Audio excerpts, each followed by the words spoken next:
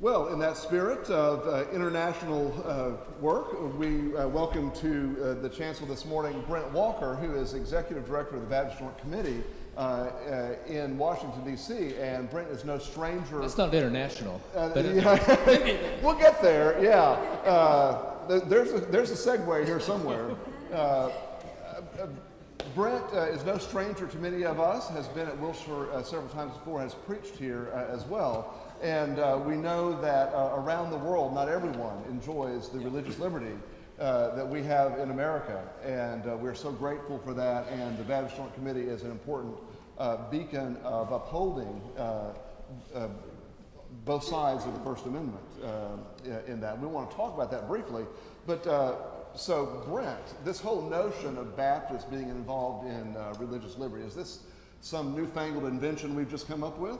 It's not newfangled. We Baptists go back over 400 years now, and it's been in our DNA since the very beginning. I mean, we come at it theologically to start with. We believe that God created us free with the freedom of choice to say yes or no to God as we see fit, to have a personal, voluntary, loving relationship with God, not one based on coercion or fear.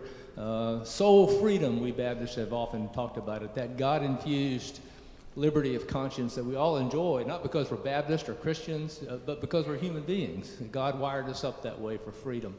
And what we want for ourselves, what we enjoy for ourselves, we want everybody to have as well. But it's also not just theological, but it's existential. We understand what persecution feels like.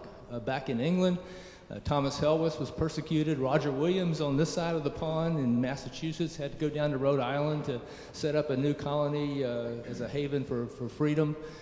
John Leland and other preachers in Virginia, where I live, outside of Washington, D.C., were thrown into jail for deigning to preach the gospel without a license back in colonial times. And fighters for religious freedom have come out of Baptist life ever since then. George Truett here in Texas, one of my heroes. So we at the Baptist Joint Committee stand on the broad shoulders of these forebears who have championed religious freedom, not just for ourselves, but for all of God's children. So Wilshire is among the many churches across the country who support the Baptist Joint Committee. Absolutely. And we have a long-standing relationship with you. Why do we need you to be doing what you're doing? And by the way, what is it that you do?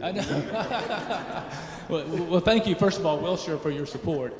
We have 15 Baptist denominations that support our work, including the Cooperative Baptist Fellowship and the BGCT as two of the 15, but a number of churches like Wilshire are kind enough to support us, and many of you individually do so as well, so thank you for that. Yeah, we stand up for religious freedom in Washington, D.C. Our offices are right across the street from the Supreme Court, and we file briefs in the court on church-state cases that come out interpreting the religion clauses in the First Amendment. We work with Congress, work with the administration, do various projects along the lines of education for churches and individuals, as well as media and other constituencies. So we like to think that we don't speak for you. We are Baptist enough to know that we don't speak for you, but we do speak a word in favor of religious freedom and that essential constitutional corollary to religious freedom, the separation of church and state. So that's what we do. And we also, outside the Beltway, if you have a problem with the zoning officials here in Dallas or some other public school, religion in the public school issue, give us a call and we'll be happy to help you with that. We do it all the time on the phone and emails. So what might be an example, a real life example of an issue that Baptist Joint Committee would be involved in that we would know about? Anything that involves the relationship between religion and the government. At the local level, again, as I said, public school issues, zoning issues, tax exemption issues, we are routinely involved with.